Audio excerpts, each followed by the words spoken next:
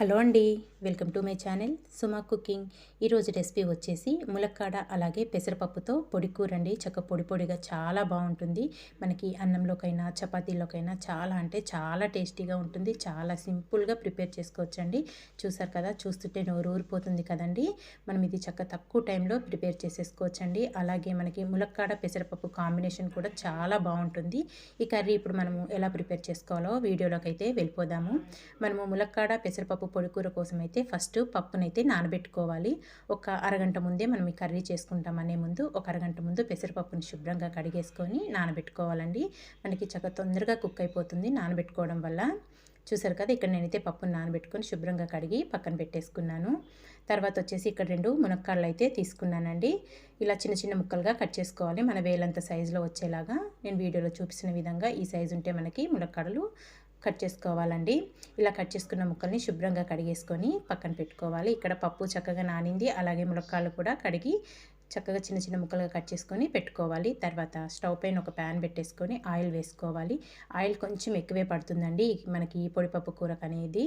తర్వాత దాంట్లో ఒక పావు టీ స్పూన్ ఆవాలు, ఒక పావు టీ స్పూన్ జీలకర్ర వేసుకొని అవి కొంచెం చిటపటమన్నాక దీంట్లో సన్నగా పొడవుగా కట్ చేసుకున్న ఉల్లిపాయ ముక్కలు, ఒక 2 పచ్చిమిర్చి కూడా సన్నగా కట్ చేసుకొని వేసుకోవాలి. ఇందులోనే కొద్దిగా కరివేపాకు, ఒక 2 ఎండుమిర్చి కూడా వేసుకొని ఒక పావు టీ స్పూన్ పసుపు వేసేసుకొని ఇదంతా బాగా మిక్స్ చేసేసుకొని చక్కగా ఒక 2 నిమిషాలు ఫ్రై చేసుకోవాలండి. ఉల్లిపాయ ముక్కలు కొద్దిగా ఇలా ఫ్రై అయ్యాక ఇప్పుడు దీంట్లో ఒక టేబుల్ స్పూన్ వరకు అల్లం వెల్లుల్లి పేస్ట్ కూడా వేసేసుకోవాలి. అల్లం వెల్లుల్లి పేస్ట్ వేసుకున్నాక పచ్చివాసన పోయేదాకా ఒక్క నిమిషం పాటు ఫ్రై చేసుకోవాలి. అలాగే మనకి ఉల్లిపాయ ముక్కలు కూడా చక్కగా మంచి రంగు వచ్చేస్తాయండి. ఇక్కడ మనం వేసుకున్న అల్లం వెల్లుల్లి పేస్ట్ వేగిపోయింది. అలాగే ఉల్లిపాయల ముక్కలు కూడా చక్కగా ఇలా బాగా మగ్గిపోతే మనకి టేస్టీగా ఉంటుంది మనకి కూర అనేది. తర్వాత ఇప్పుడు దీంట్లో మనం కట్ చేసి పెట్టుకున్న ములక్కాడ ముక్కలు కూడా వేసేసుకొని ఇదంతా ఒక్కసారి బాగా మిక్స్ చేసేసుకుందాము. మనము ఇందులో వాటర్ పోసుకోవాల్సిన అవసరం లేదండి. చక్కగా మనకి ఈ ఆయిల్లోనే ములక్కాడ ముక్కలు అనేటివి మగ్గుతాయి కాబట్టి చాలా అంటే చాలా టేస్టీగా ఉంటుంది. అందుకోసమే కొంచెం ఆయిల్ ఎక్కువ పడుతుందండి కర్రీకి. ఇలా ఇదంతా కలుపుకొని ఆయిల్లోనే మగ్గించుకోవాలి.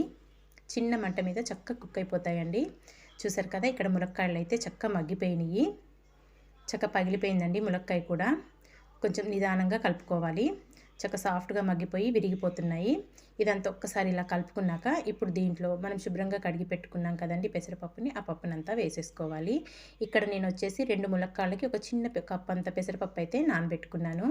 మరీ పప్పు ఎక్కువ వేసుకున్నా కానీ అంత టేస్టీగా ఉండదండి. పప్పు కొంచెం తక్కువగానే వేసుకోవాలి. పప్పు కూడా అంతా వేసేసుకున్నాక ఇదంతా ఒక్కసారి బాగా మిక్స్ చేసుకొని ఇదే ఆయిల్లో చక్కగా పప్పును కూడా ఒక 2 నిమిషాలు ఫ్రై చేసుకోవాలి.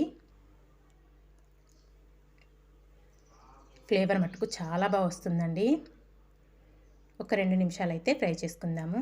చూసారు కదా, ఇక్కడ ఒక 2 నిమిషాల తర్వాత అయితే చూపిస్తున్నాను. ఒకసారి మళ్ళీ ఇదంతా కలుపుకుందాము.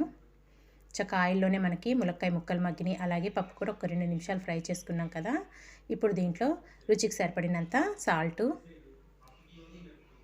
అలాగే మీ స్పైసీకి తగ్గట్టు కారం, నేనైతే ఒక టేబుల్ స్పూన్ వరకు కారం యాడ్ చేసుకుంటున్నాను.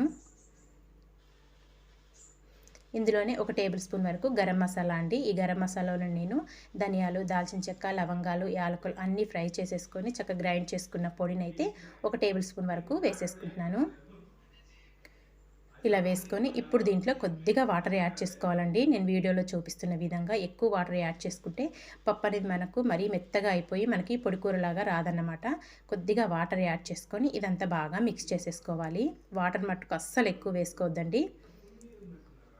ఇదంతా ఒక్కసారి ఇలా బాగా మిక్స్ చేసేసుకొని చక్కగా చిన్న మంట మీద కుక్ చేసుకోవాలి. మూత పెట్టుకొని పప్పు అనేది మనకు కొద్దిగా ఫ్రై అయితే సరిపోతుందండి. మరీ ఎక్కువ మగ్గాల్సిన అవసరం కూడా లేదు. ఒక 4 నుంచి 5 నిమిషాల లోపల చక్కగా మగ్గిపోతుంది. చూసారు కదా, ఇక్కడైతే మనకి చక్కగా పొడి కూర అయితే రెడీ అయిపోయిందండి. అది కూడా ములక్కాడలు వేసుకొని చేసుకున్నాం కదా, భలే బాగుంటుంది. చూడండి, పప్పు ఒక్కసారి నేను చూపిస్తాను. ఇలా కుక్ అయితే సరిపోతుందన్నమాట. మన కర్రీ కూడా ఆల్మోస్ట్ అయిపోయింది. మనకి పప్పు పట్టుకుంటే ఇలా 2 ముక్కలు అయితే సరిపోతుంది. మరీ సాఫ్ట్గా మగ్గితే బాగోదండి.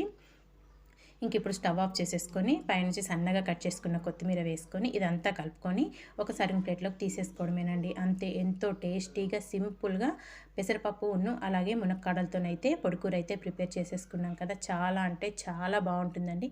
తప్పకుండా మీరు ఒక్కసారి అయితే ఈ విధంగా అయితే ట్రై చేసి చూడండి. నిజంగా చాలా బాగా నచ్చుతుంది. తప్పకుండా ట్రై చేశాక మీకు ఎలా వచ్చిందో నాకు ఒక చిన్న కామెంట్ అయితే చేసేయండి ఫ్రెండ్స్. వీడియో నచ్చింది అనుకుంటే మీ ఫ్రెండ్స్కి రిలేటివ్స్కి కూడా షేర్ చేసేయండి. వేడి వేడిగా చక్కగా అన్నంతోనైనా చపాతీతోనైనా సర్వ్ చేసి చూడండి, భలే బాగుంటుంది. చూసారు కదా, చూస్తుంటే నోరు ఊరిపోతుంది కదా. ఇంకెందుకు ఆలస్యం, ట్రై చేసేయండి friends. Thank you for watching అండి. Bye bye.